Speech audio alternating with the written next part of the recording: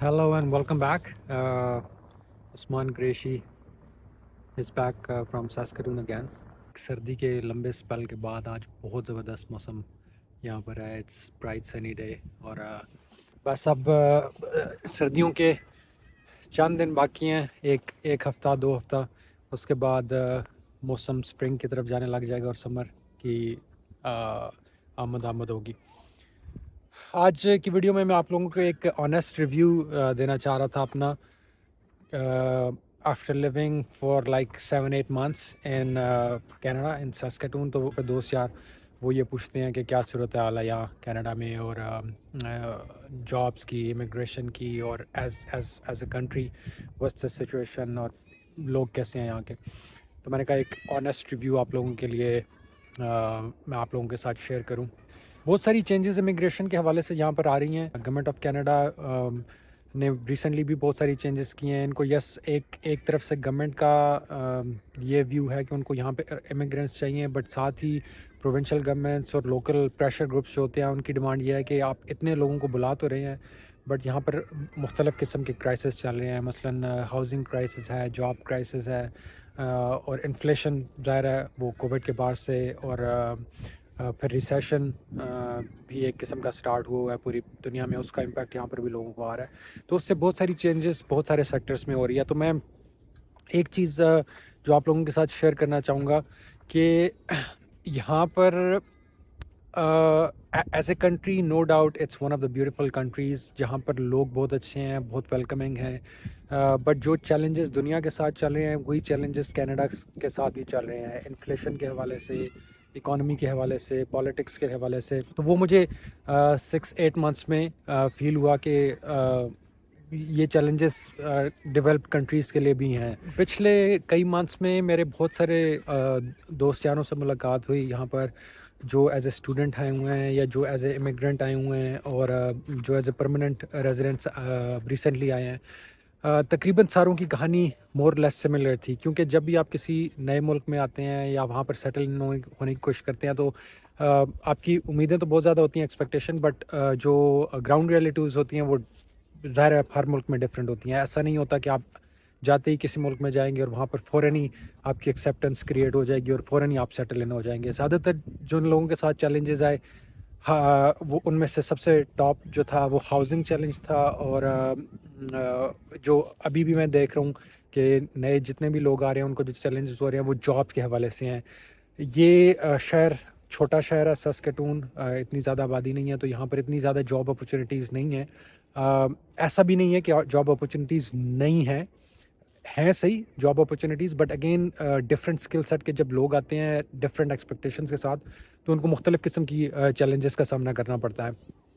तो कुछ लोग मायूस हो जाते हैं और कुछ लोग कश्तियाँ जला के आते हैं. जो कश्तियाँ जला के आते हैं वो उनकी मेथडोलॉजी बिल्कुल डिफरेंट होती है compare to those ones half cooked plan के साथ यहाँ पर आए हुए होते हैं.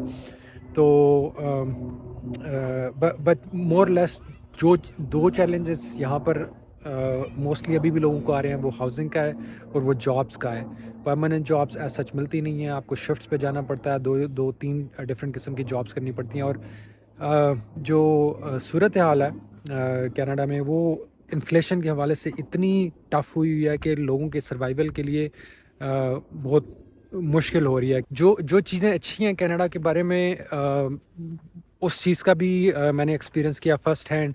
लॉ एंड ऑर्डर की सिचुएशन बहुत बेहतर है compare to some other countries, ख़ास तौर पे उन कंट्रीज़ से जहाँ से ज़्यादा इमिग्रेशन हो रही है साउथ एशियन रीजन से. तो उस चीज़ को ज़ाहिर है एक सेलिंग पॉइंट के तौर पर कैनेडियन गवर्नमेंट सोशल मीडिया के थ्रू, अपनी पॉलिसीज़ के थ्रू बहुत ज़्यादा प्रोपेगेट करती है, जिसकी वजह से बहुत ज़्यादा लोग आना पसंद करते हैं यहाँ पर. जॉब के हवाले से अगर बात की जाए तो यहाँ पर जो न्यू इमिग्रेंट्स हैं, जैसे मैंने पहले भी जिक्र किया कि काफ़ी चैलेंजिंग है. आपको ज़्यादातर जो जॉब्स न्यू इमिग्रेंट्स के लिए यहाँ पर हैं वो ऑड जॉब्स हैं और वो शिफ्ट्स पर होती हैं. समटाइम्स ऐसे होता है कि आप 2-3 डिफरेंट ऑर्गेनाइजेशन के साथ शिफ्ट बेसिस पे काम कर रहे होते हो और विच इज़ क्वाइट चैलेंजिंग. मैं अभी तक लास्ट 8-9 months में किसी ऐसे शख्स को नहीं मिला जिसको परमानेंट उसकी फील्ड की जॉब आते ही मिली हो. شاید کوئی لکی ہوں lucky immigrants lucky people who might have found it, but میں ابھی تک کسی ایسے پی آر پہ بھی آ رہے ہیں ان کے لیے بھی یہی سب سے بڑا انسینٹیو ہوتا ہے کہ کیونکہ کنٹری ایکسپینڈ کر رہی ہے اور پاپولیشن انکریز ہو رہی ہے, تو دیر از آلویز اے ہوپ کہ آپ کی جاب مارکیٹ ایکسپینڈ کرے گی, اس سے اپرچونیٹیز کریٹ ہوں گی, اور جو لوگ ایکسپیرینسڈ ہیں ان کے لیے جاب اپرچونیٹیز یہاں پر بہت زیادہ hope is that they would be able to find a job in their own careers. ایک چیز جو میں نے لاسٹ 8-9 months میں ریئلائز کی, یہاں سے آنے سے پہلے ہر ایک نے وارن کیا تھا یہاں کی ونٹرس کے حوالے سے. My honest review is that winters are not as hard اگر آپ نے اپنی ظاہر پراپر انویسٹمنٹ کی ہوئی ہے, پراپر لیئرنگ کی ہوئی ہے کلودنگ پہ, اور آپ کے پاس لیٹس سے ٹرانسپورٹیشن موجود ہے, تو تب چیلنجنگ نہیں ہوگا. اگر لیٹس سے آپ نے پراپر کلودنگ پہ انویسٹ نہیں کیا آتے ہی, پراپر بوٹ, پراپر ٹوکس اور جیکٹس نہیں لی ہوئی, تو پھر it could be very challenging. جو سردیوں میں پیک سیزن آیا تھا اس میں -50 تک گیا تھا. اس دوران آپ جب بھی باہر نکلتے ہیں تو آپ کے نوسٹرلس جو ہیں وہ صرف باہر ہوتے ہیں سانس لینے کے لیے, وہ بھی سم ٹائمز آپ کو ٹوب کے اندر رکھنا پڑتا ہے, نوسٹرل فریز ہو جاتے ہیں. تو وہ سب سے چیلنجنگ اس ٹائم پہ ہوتا ہے کہ سانس لینا مشکل ہو جاتا ہے اور اسکن اسٹارٹس برننگ.